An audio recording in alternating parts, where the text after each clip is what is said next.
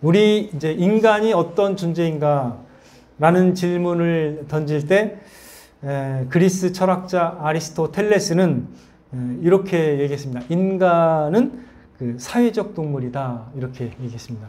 저는 이제 학교 다닐 때 이 말에 꽂혀가지고 맞아, 인간이 이제 사회적으로 이렇게 서로 사귀고 의사소통하면서 타인과의 관계를 통해서 이렇게 살아가는 존재다라는 거를 그때 깨달았어요. 그래서 야, 이게 함축적으로 이렇게 잘 표현한다 이런 생각을 해본 적이 있었습니다. 그래서 요즘에도 이제 가끔 그런 말들 하시는 분 계시죠. 인간이 사회적 동물이다 이런 어떤 표현을 많이 씁니다. 이게 사실 너무나 이제 유명한 말이고 익숙해져서 널리 이제 알려진 말이긴 한데 곰곰이 생각해 보니까 제가 이제 나중에 성경을 더 자세히 알고 또 하나님을 알게 되고 이렇게 하다 보니까 조금 이 말이 좀 약간은 좀 나중에 어색해지더라고요. 왜냐면 이제 이 세상에 있는 사람들은 다 그러잖아요. 이 세상에 있는 어떤 다른 대상을 통해서 인간을 비유하잖아요. 그러니까 동물에 비유하니까 이제 뭐 나름 특성은 이해하겠는데 동물 결국 마지막에 동물이 돼버리는 거예요. 사회적 동물. 그래서 이제 물론 이제 포커스는 뭐 앞에 있어요. 뒤에 있지는 않지만. 그래서 근데 인간도 때로 인간답지 못할 때는 사람 보고 뭐라고 하죠? 저 금수만 또 못한 인간이라고 합니다. 그러니까 이 동물이 필요해. 동물에 빗댈 필요도 있어요. 사람이 이게 막 인간답지 않을 때는 그런 말을 써야 돼요. 사실은. 써야 됩니다. 그러나 본질적으로 근데 인간의 가치가 어디에 있느냐를 또 생각해 볼 때는 우리는 더 깊은 곳으로 가야 됩니다. 더 깊은 것을 가르쳐주는 성경으로 가야 되는데요. 성경은 인간이 과연 어디에서 와서 어디로 가는지 그리고 인간의 존재의 가치에 대해서 분명하게 이제 얘기를 합니다. 여러분들이 잘 아시다시피 인간은 누구에게서 왔습니까? 유일하신 창조주 하나님에게서 왔습니다. 근데 하나님이 우리를 어떻게 지으셨죠?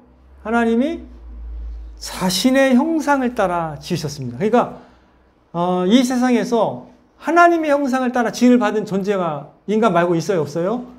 없습니다. 그러니까 인간은 그것 자체로 가장 그 독특한 존재의 특성인데요. 하나님의 그 어떠하심, 하나님의 형상을 따라 지음을 받았다라는 거예요. 우리가 한번 생각해 보면 창세기에서 하나님께서 인간을 지으신 다음에 어떤 권위를 부여하셨죠? 이 세상에 있는 모든 걸 어떻게 해요? 만물을 다스리는 어떤 역할을 부여하신 거죠. 놀라운 권세죠. 놀라운 것을 위임해 주셨는데 하나님의 형상을 지녔기 때문에 그걸 감당할 수 있는 능력이 있는 거예요. 자, 한번 생각해 보겠습니다. 우리가 이 땅에서 이제 여러 이제 피조 세계를 보면 여러 가지 놀라운 작품들이 있고 하나님이 지으신 여러 가지가 있습니다. 어떨 때는 보면 참 공작사만 봐도요 놀라워요. 어떻게 그 무늬가 저렇게 이렇게 아름답게 이렇게 있을까? 그죠? 놀랍잖아요. 그다음에 뭐 여러 가지 우리가 꽃을 봐도 참 놀랍습니다. 하나님의 작품들이 대단하죠. 그런데 인간을 보면 더 대단한 게 많아요. 사실은 인간은 너무나 대단한 게 많은데요. 여러분도 어떠세요? 여러분의 만약에 이 자연 만물을 보고 즐길 수 있는 이 눈이 없다면 여러분 어떻게 될 것 같아요? 하나님 우리에게 놀라운 눈을 주셔가지고 어떻게 해요? 보고 감탄하고 느낄 수 있잖아요. 그리고 귀는 또 뭐죠? 하나님이 왜 귀를 저에게 주셨죠? 들을 수 있게. 다른 사람의 말을 분별하고 아름다운 음악 소리도 분별할 수 있게 귀를 주셨는데요. 너무 놀라운 것 같아요. 그래서 때로는 우리가 아름다운 음악을 조금만 들어도 이게 반응이 와요. 굉장히 그 교양, 저는 잘 이렇게 뭐 이런 데를 많이 가보진 못했지만 한번 이게 한두 번 정도 가본 것 같아요. 근데 그때 그 오케스트라 그 연주를 들었는데 너무 고급진 그 어떤 음악이라고 할까요? 그런 것들을 들었어요. 너무 감동이 되더라고요. 그러니까 하나님께서 이렇게 눈, 코, 그 다음에 코 같은 경우는 놀라운 그 냄새도 맡고 아름다운 향기도 맡을 수 있잖아요. 얼마나 놀랐습니까? 인간은 결국 하나님의 형상을 따라 지음을 받았기 때문에 생각하고 그리고 느끼고 아름답고 참되고 선한 것을 느낄 수 있는, 그리고 구하려고 하는 그런 마음이 있습니다. 그렇죠? 놀랍죠? 인간의 그 존재, 인간의 삶을 생각해 볼 때 참 인간이 참 놀랍게 지음을 받은 거예요. 사실은. 참 또 더 나아가서 인간의 마음에는 하나님이 심어두신 그 아름다운 양심이 있습니다. 양심. 그래서 그거를 버리면 저 양심도 없는 사람이라고 이렇게 우리가 굉장히 그 비난을 하게 되죠. 양심이라는 게 하나님이 심어둔 거예요. 그래서 그 양심의 어원이 뭐냐면요. 그러니까 쉽게 말하면 양심은 같이 안다라는 뜻이에요. 영어로 칸셔스인데 칸이라는 게 공동, 같이라는 뜻이고 사이언스는 알다라는 뜻이에요. 원래 알다. 그럼 같이 안다라는 그러니까 어떤 도덕률에 대해서 다 같이 느끼고 있다는 거예요. 저런 행동은 아니다라고 하면 그게 양심에서 이미 우리에게 알려진다는 거죠. 이게 놀라운 거예요. 이 놀라운 존재입니다. 원래가. 인간에게 하나님을 놀라운 하나님 형상대로 지으셨고 우리 마음 가운데 양심을 주셨다는 거예요. 놀라운 존재입니다. 어떻게 개가 아니고요. 동물이 양심이라고 할 수 있는 게 있을까요? 우리와 같은 건 아니잖아요. 그죠? 때로는 그냥 동족을 또 이렇게 잡아먹기도 하죠. 동물들은. 더 나아가서 인간의 영혼은요. 또 어떤 게 있냐면 삶의 그 의미와 목적을 추구해요. 만약에 여러분들이 나이 드셨는데 뭔가 이게 마음에 허전함을 못 느낀다면 그건 인간이 아닐 수도 있습니다. 그죠? 뭔가를 찾잖아요. 그죠? 뭔가 채워져야 되는 걸 느낀다라는 거죠. 인간의 자기가 살아온 삶에 대해서 의미와 목적을 이렇게 느끼지 못하면 굉장히 그 허망하고 공허하다는 거죠. 그래서 사람들이 마지막에는 뭔가 의미 있는 일을 하려고 해요. 보통 그래요. 자기가 진짜 의미 있고 중요한 일을 하려고 이렇게 하는 경우가 많습니다. 왜 그래요? 인간은 어떤 존재죠? 삶의 의미와 목적을 추구하는 존재입니다. 이게 하나님이 우리 마음에 심어두신 인간 존재의 특성이에요. 그래서 이거는 누구나 다 마음에 그런 게 있는 거예요. 삶을 의미 있게 살기를 원하지 막 누구나 그렇죠. 누구나 그런 마음이 있잖아요. 말로 표현을 안 해도 의미 있고 또 특별히 더 아름다운 목적을 위해 살아가려는 마음이 다 있다라는 거예요. 이게 다 속에는. 이게 하나님의 형상을 따라 지음을 받았기 때문에 그렇습니다. 자, 그렇다면 왜 하나님께서 자신의 형상을 따라서 이렇게 놀랍게 인간을 지으셨냐는 거죠. 왜 그랬을까요? 오늘 본문 말씀을 통해서 우리가 그 이유를 살펴볼 수 있다고 저는 믿습니다. 자, 오늘 말씀을 보면 이렇게 이제 초청하고 계시는 분이 계세요. 너희는 내 얼굴을 찾으라. 이렇게 말씀하신 분이 계십니다. 이분이 누구시죠? 하나님이시잖아요. 그죠? 다윗에게 이렇게 말씀하셨다는 거예요. 너희는 내 얼굴을 찾으라. 이렇게 말씀하셨어요. 하나님이. 그럼 하나님은 어떤 분이세요? 우리 인간들이 누구를 찾기를 원하시는 거예요? 하나님. 하나님의 얼굴을 찾기를 원하시는 거죠. 이때 다윗이 어떻게 응답하고 있죠? 내가 마음으로 주께 말하되 여호와여 내가 주의 얼굴을 찾으리이다. 이렇게 대답하고 있습니다.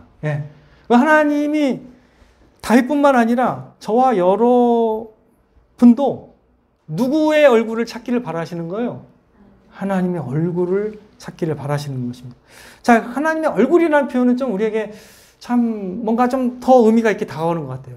그 뭐죠? 하나님을 인격적으로 그분을 알고 그분과의 사귐을 이렇게 추구하라는 말로 들리지 않나요? 그죠? 얼굴을 구하라는 건, 그죠? 이제 이런 게 있어요.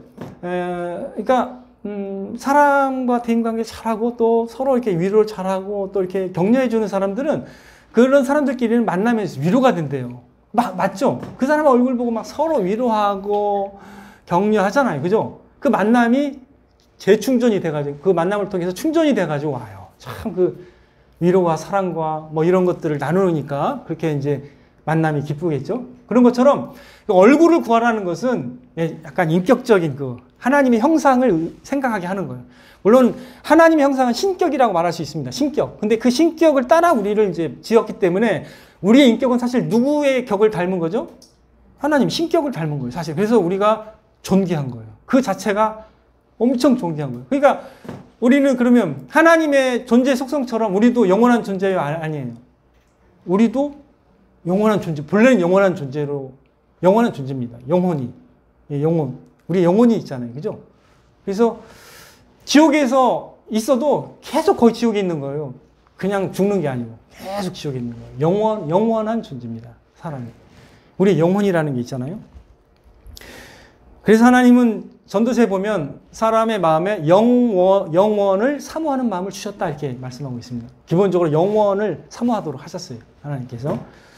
예수님 안 믿는 사람도 이제 이런 말을 해요. 장례식장에 가면 어디 좀 천국에 좋은 곳에 갔으면 좋겠다 이런 바람을 갖고 있죠. 누구나 그런 바람을 갖고 있잖아요. 자기 가족이나 어떤 친족에 대해서. 그죠? 이게 다 있어요. 사람마다. 예. 평소에는 안 믿으면서 그때는 또 그런 말을 해요. 그런 소망을 갖는다는 거죠. 다 사람이 그러니까 얼마나 놀라운 존재인지, 하나님의 형상을 따라 지음을 받았다는 것이 얼마나 존귀한 것인지 우리가 알 필요가 있습니다. 근데 이러한 관점은요, 성경에 일관성 있게 드러납니다. 우리를 향하신 관점. 하나님과의 사귐을 추구하도록 하나님이 우리를 지으셨다라는 그런 구절이 굉장히 많이 나타나 있는데, 한번 이제 한 구절 찾아보겠습니다. 역대하인데요. 이 앞에 있어요. 구약 앞에. 역대하. 역대상입니다. 죄송합니다. 역대상 16장 11절. 역대상 16장 11절. 자, 역대상 16장 11절. 구약성경 635페이지입니다. 자, 16장 11절 시작. 여호와와 그의 능력을 구할지어다. 항상 그의 얼굴을 찾을지어다. 항상 그의 얼굴을 찾으라고 이렇게 말씀하고 있습니다. 이 구절 말고도요, 하나님의 얼굴을 찾으면 내가 그들의 죄를 사하고 그들의 땅을 고칠 것이라고 말씀하고 있습니다. 그러니까 하나님을 찾는다라는 표현을 진짜 인격적인 관점으로 이렇게 표현하는 성경 구절이 많아요. 하나님의 얼굴을 찾으라는 말이 많아요. 시편 24편 6절에도 이는 여호와를 찾는 족속이요 야곱의 하나님의 얼굴을 구하는 자로다. 하나님의 얼굴을 구하고 찾는다는 표현이 성경에 많이 있습니다. 호세아 5장 15절에도 그들이 그 죄를 뉘우치고 내 얼굴을 구하기까지 이렇게 표현하고 있습니다. 하나님을 진짜 인격적으로 알고 그분을 찾고 그분을 통해서 우리가 치유받고 구원받는다는 걸 알 때 그런 마음을 표현을 쓸 수 있는 거죠. 그래서 이러한 관점이 쭉 이렇게 성경에서 발견이 되고 있습니다. 그렇다면 이제 또 신약에서 한 구절 저희가 찾아볼게요. 신약에서 고린도전서 1장 9절입니다. 신약 성경 고린도전서 1장 9절. 고린도전서 1장 9절. 신약 성경 263페이지. 고린도전서 1장 9절 같이 읽어보겠습니다. 시작. 너희를 불러 그의 아들 예수 그리스도 우리 주와 더불어 교제하게 하시는 하나님은 미쁘시도다. 하나님은 우리를 불러서 하나님과 그 아들과 함께 교제하게 하시기 위해서 우리를 부르셨다라고 말씀하고 계시는 것입니다.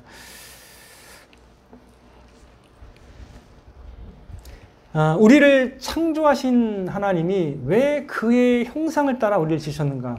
우리가 그와 그의 형상으로 지음을 받아야만 하나님과 사귐을 가질 수 있어요. 그래야 느끼고 하나님을 더 알 수 있기 때문에 하나님의 형상대로 지음을 받은 거거든요. 우리가 똑같을 때 서로 기뻐하잖아요. 우리 자녀를 낳았는데 얘 이걸 닮았네 하면 되게 좋아하거든요. 자기 닮은 거 좋아해요. 되게. 물론 이제 안 좋은 거 닮은 거는 좋아하진 않죠. 물론 안 좋은 거. 근데 우리가 이제 그렇게 기뻐하듯이 닮았을 때 서로 이게 나눔이 깊어지는 거거든요. 그죠? 하나님께서는 그래서 우리와 사귀기를 원하시고 우리와 교제하기를 원하신다라는 이거를 이해하는 게 또 되게 중요합니다. 왜 하나님이 인간을 지으셨을까? 이게 의문이 되게 생기거든요. 보통 영원토록 우리는 하나님과의 사귐 가운데 많은 기쁨과 행복을 누릴 수 있다는 걸 우리가 유추할 수 있어야 됩니다. 여러분이 왜 결혼했어요? 그 사람과. 너무 단순하게 질문했습니다. 왜 그랬어요? 그렇게 인생을 행복하게 살고 위해서 결혼한 거 아니겠습니까? 맞죠? 네. 그래야 더 같아지면 더 좋아요, 사실은. 그래서 이게 같아지면 뜻이 아름답게 하나가 되면서 더 많은 사랑과 유익이 있는 거죠. 예. 하나님도 어떻게 해요? 그걸 계획하셨을까요? 예, 그걸 계획하셨습니다. 하나님도. 여러분들, 하나님을 우리가 알고 하나님과 관계를 맺는 사람이 된다라는 것은 진짜 놀라운 특권이에요. 이건 뭐 엄청난 겁니다. 우리가 그렇게 지금 받았다는 것도 아는 것도 놀라운 그 인간에 관한 관점이 바뀌어요. 아, 저 사람이 다 하나님의 형상으로 지금 받았구나. 이걸 알 때 비로소 저 사람이 진짜 존귀한 자구나. 이걸 또 깨닫는 거거든요. 사실 이 세상에서는 인간의 존엄성에 대한 그 기초가 약해요. 제가 분명히 말씀드리지만 기초가 약해요. 진화론은 인간의 존엄성을 세울 수가 없습니다. 분명히 말씀드립니다. 근데 성경에서만 발견이 돼요. 서양 사상을 많은 사람도 동양 사람도 무시해 못하는 게 왜 그러냐면 거기에서 인간의 존엄성이 나왔기 때문이에요. 사실은. 예. 하나님의 형상을 따라 지금 받았다는 게 되게 중요한 겁니다. 자, 그렇다면 이게 얼마나 놀라운 특권인지를 구약에서조차 우리가 느낄 수 있는 장면이 있습니다. 놀라운 장면인데 한번 우리가 살펴보도록 하겠습니다. 예, 출애굽기 24장인데요. 예, 출애굽기 24장. 출애굽한 이스라엘 백성들이 시내산에서 하나님과 언약을 맺게 됩니다. 자, 출애굽기 24장 보겠습니다.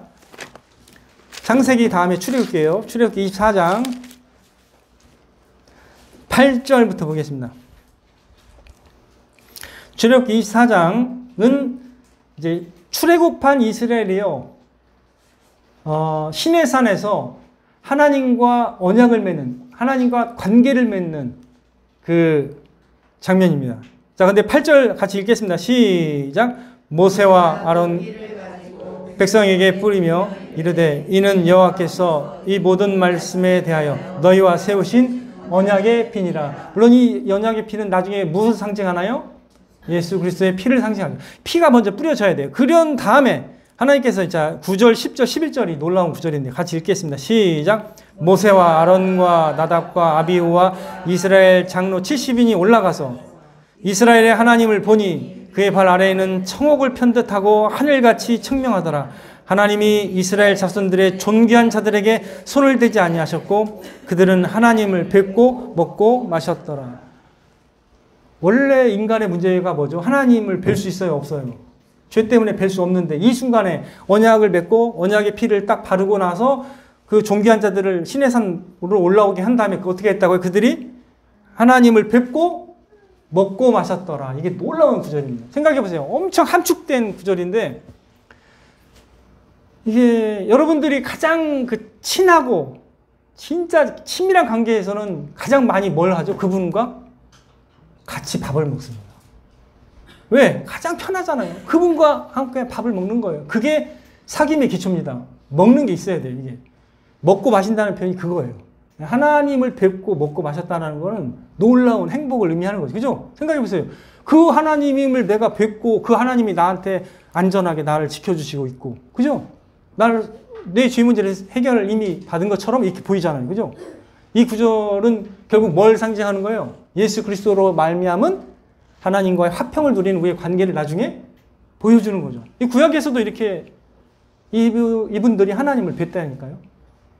그러면 어떻게 하나님이 원하시는 거 우리가 뭐예요? 우리에게 원하시는 건 뭘까요? 사귐을 원한다. 그죠? 하나님과의 사귐, 하나님과의 함께하는 걸 원한다. 그래서 이게 신약에 가면 더 그에 깊이 있게 진전이 돼서 나중에 그리스도와 연합이라는 말까지 씁니다. 아예 그냥 연합. 그래서 결혼한다라는 표현을 써요. 나중에. 그래서 천국 가는 거를 누구와 결혼하는 걸로 하나님이 묘사하죠? 신랑 대신 주님을 우리가 맞이하는 거룩한 신부예요. 우리는. 거룩한 신부로서 주님을 맞아서 결혼하는 걸로 비유하는 거예요. 이게 관계 때문에 그렇게 되는 거예요. 그래서 우리가 하나님을 우리가 사귈 수 있다는 것 자체가 놀랍지 않습니까? 그거 자체가 사실은 이게 너무나 큰 개념이라는 거예요. 예, 너무나 큰 개념. 그 좋으신 하나님, 영광의 하나님을 우리가 알고 사귈 수 있다는 개념. 예, 이게 성경에 분명히 드러난 것입니다. 그래서 예수님은 이 개념을 그대로 받았어요. 예수님은. 그래서 계시록 3장을 보겠습니다. 신약에 있는 구절로 한 번 더 가겠습니다. 자, 계시록 3장. 요한 계시록 3장에 주님이 직접 말씀하신 거예요. 예. 요한 계시록 3장 20절입니다. 신약성경 402페이지에 있어요. 요한계시록 3장 20절 말씀 같이 읽겠습니다. 시작. 볼지어다 내가 문 밖에 서서 두드리노니 누구든지 내 음성을 듣고 문을 열면 내가 그에게로 들어가 그와 더불어 먹고 그는 나로 더불어 먹으리라. 예수님이 이렇게 우리 생명의 삶을 우리가 얻는 것을 예수 그리스도의 생명을 우리가 먹고 마시는 걸로도 표현할 수 있단 말이죠. 그죠? 근데 이런 비유로 설명했어요. 그와 더불어 먹고, 예수님이 나와 더불어 먹겠다는 거예요. 함께 식탁을. 그 생명의 잔치의 식탁을. 그리고 그 풍요로운 식탁에서 함께 먹겠다고 말씀하시는 거예요. 그는 나와 더불어 먹으리라. 여러분 어떠세요? 놀라운 구절 아닌가요? 그죠? 놀라운 구절인 거예요. 우리가 가장 깊은 관계에 있을 때 우리는 꺼리낌 없이 그와 함께 먹을 수 있거든요. 이게 중요한 우리가 생각을 해볼 수 있는 내용인데 하나님이 그렇게 먹기를 원하는 거예요. 우리가 함께. 그래서 예수님이 십자가 사역을 마치시고 부활하신 후에 승천을 하십니다. 그리고 나서 약속을 주시죠. 뭐라고 했습니까? 예수님이 다시 오신다고 했죠. 다시 오시면 어떻게 해요? 너희가 나를 볼 텐데 너희 마음이 어떻게 된다고 했죠? 그때 너희 마음이 기쁠 것이요. 내가 다시 너희를 보리니 너희 마음이 기쁠 것이라고 했습니다. 그리고 너희 기쁨을 빼앗을 자가 없으리라. 우리가 그 주님을 이제 완전히 대면해서 보고 주님과 깊이 있게 사귈 수 있는 날은 우리가 예수님이 재림할 때 그때 완전한 상태로 주님과 사귈 수 있습니다. 지금은 좀 아니에요. 왜? 우리 안에 뭐가 있죠? 죄의 모습이 있잖아요. 그러니까 우리도 좀 꺼리낌일 때가 있고 주님과 친밀하지 못할 때도 있는 거죠. 이 땅에서는 그게 가능합니다. 그럴 수밖에 없어요. 제약이 있습니다. 아무래도. 근데 주님이 오시면 그때 어떻게 한다고요? 완전한 어떤 거리낌이 없습니다. 주님을 우리가 본 그대로 보고 주님과 사귈 수가 있다는 거예요. 그리고 완전히 영화롭게 된 상태에서 영원한 행복한 완전한 교제를 누릴 수 있게 되는 것입니다. 성경에서도 계속 우리가 이러한 풍성한 사귐을 사모하도록 우리에게 초청을 하세요. 그래서 우리 교인들끼리 주님 안에서의 그 사귐이 그렇게 은혜가 되는 겁니다. 그래서 성경에서는 그것도 얘기해요. 보라 형제가 연합하여 동거함이 어찌 그리 선하고 아름다운고 머리에 있는 보배로운 기름이 수염 곧 아론의 수염에 흘러서 그의 옷깃까지 내림 같고 헐몬의 이슬이 시온의 산들의 내림 같도다. 묘사한 거죠. 거기서 여호와께서 복을 명령하셨나니 곧 영생이로다. 자, 우리의 그 성도들의 교제를 어디까지 연결하냐면 그게 복이고 그게 영생의 삶이다라고 이렇게 확장을 시켜 나가는 거죠. 우리가 천국에서 할 일이 뭐겠어요?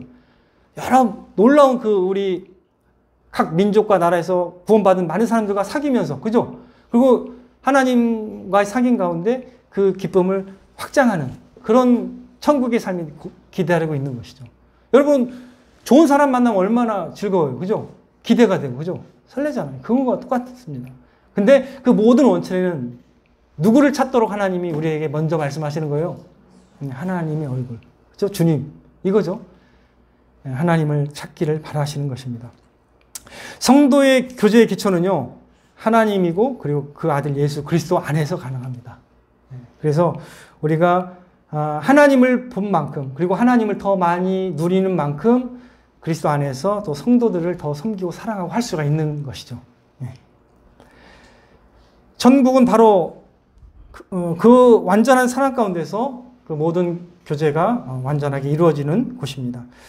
사귐의 관계에서 오는 여러 기쁨들이 있을 것입니다. 여러분들 서로를 알아가는 기쁨도 있고 좋은 것을 함께 공유하는 기쁨도 있고요. 또 서로 사랑과 섬김을 통해서 뭔가를 이렇게 함께하는 기쁨도 있고 또 하나 되는 기쁨도 있고 하여간 참으로 다양한 기쁨들을 우리가 이렇게 사귐 가운데서 누릴 수 있다라고 저는 믿습니다.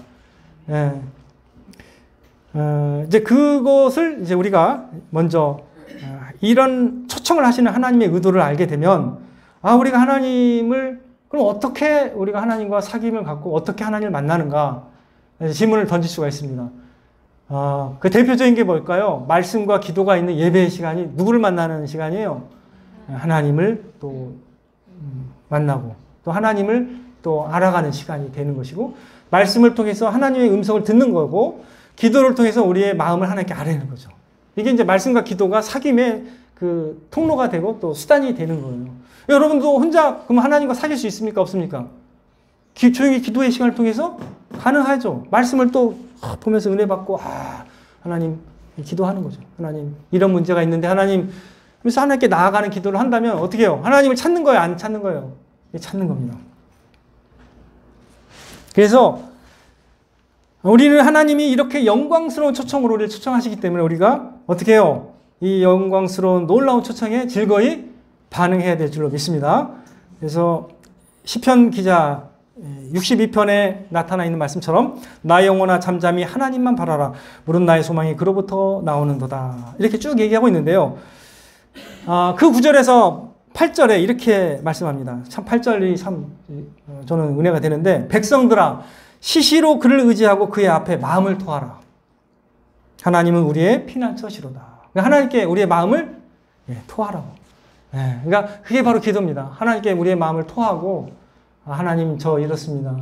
하나님 저를 돌봐주시고 저에게 하나님 지혜를 주시고 힘을 주시고 용기를 주세요. 이렇게 기도하는 것도 하나님의 얼굴을 구하는 것이죠. 그죠? 하나님과 사귐을 갖는 그런 시간들입니다.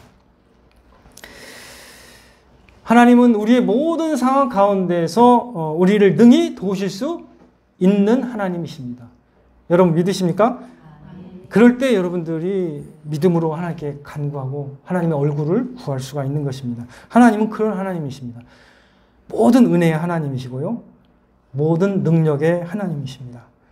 물론 하나님의 때에 하나님의 방식으로 이루어지는 경우가 있기 때문에 우리가 생각하는 때에 안 이루어질 수는 있어요. 그럼에도 불구하고 우리는 계속 하나님께 나아가서 간구하고 하나님의 얼굴을 구하고 만나달라고 막 땡깡을 써야 됩니다. 강청을 해야 돼요. 강청함을 통해서 하나님이 들어주신다고 말씀하고 계십니다. 그래서 하나님은 우리가 말씀을 통해서 또 기도를 통해서 예배와 삶 가운데서 하나님 우리를 찾아주시고 만나주시는 하나님이신 줄 믿으시기를 바랍니다. 성경에는 그런 예들로 가득 차 있어요. 복음서에 보면 나병 환자인데 예수님께 나가서 주여 원하시면 주님이 나를 고치실 수 있나이다 이렇게 간청합니다. 그때 주님이 은혜로운 말씀을 하시죠. 그래 내가 원하노니 깨끗함을 받으라 이렇게 딱 말씀하시면서 그 환부에, 나병 환자의 환부에 딱 손을 대십니다. 그때 그대로 낫거든요. 주님께 나아가면 그렇게 하시는 분이에요. 주님은. 그리고 그냥 주님 내가 만나서 옷자락이라도 만져야겠다 하면서 12해 동안 병으로 고생한, 혈루증으로 고생하는 여인이 사람 비집고 나가서 거기다 딱 옷깃만 댔는데 어떻게 됐어요? 그대로 나왔잖아요. 그런 갈망을 가진 사람들은 이렇게 하나님을 만나요. 주님을 만나게 됩니다. 그런 은혜가 저와 여러분에게 넘치게 되기를 축원을 드립니다. 다니엘은요, 그 하나님과의 사귐을 생명보다 더 귀히 여겨가지고, 사실, 이게 이제 다니엘을 모함하고 시기하는 사람도 있어가지고, 다니엘이 우리 제국, 페르시아 제국의 황제나 페르시아 제국에서 인정하는 그 신이 아닌 하나님을 찾거나 다른 어떤 신을 찾는 사람이면 이제 사자굴에 넣겠다는 그런 언약을 딱 세우죠. 그죠? 모함하려고. 근데 다니엘은 어떤 습관이 있었어요? 하루에 3번 하나님을 찾고 주님의 얼굴을 구하는 그 습관이 있었습니다. 그대로 했거든요. 그거 걸리면 이제 죽을 수도 있다는 걸 알면서도 했어요. 근데 어떻게 됐을까요, 결과가? 그 믿음으로 생명보다 더 귀하게 여기고 하나님과의 사귐을 그래서 기도했거든요. 그래서 발견이 돼가지고 결국 사자굴에 집어 던져졌어요. 근데 사자들의 입을 막아가지고 죽지 않고 그대로 있었어요. 그러니까 이제 그거 알고 왕이 다시 올라오라고 해가지고 그 모함한 사람을 다 집어넣었는데 그 사람들이 땅에 떨어지기 전에 그냥 사자가 물어서 그냥 다 먹어버렸어요. 땅에 떨어지기도 전에. 그리고 다시 공표합니다. 그 페르시아 바사 왕이 하나님만이 참된 하나님이라고 공포를 해버려요. 그 사건을 통해서. 놀랐죠? 하나님이 그렇게 위기의 상황에서도 이렇게 하나님의 일을 하시는 분이 하나님이십니다. 그래서 우리가 하나님과의 사귐을 소중히 여겨야 됩니다. 그래서 그런 마음이 사실 예배의 마음으로 연결이 돼야 되는 거예요. 하나님을 내가 소중히 여기는 것이 사실은 예배에 다 드러나는 거니까. 그래서 우리가 어떤 그런 마음으로 연장이 되면 우리가 하나님을 더 기뻐하고 사모하는 그런 어떤 신앙이 더 견고해지게 되는 것입니다. 요한일서 마지막 요 말씀만 제가 읽고 마치도록 하겠습니다. 자, 요한일서 1장입니다. 요한계시록 바로 앞에 있어요. 요한일서죠. 신약성경 388페이지. 요한일서 1장 1절에서 4절까지만 읽겠습니다.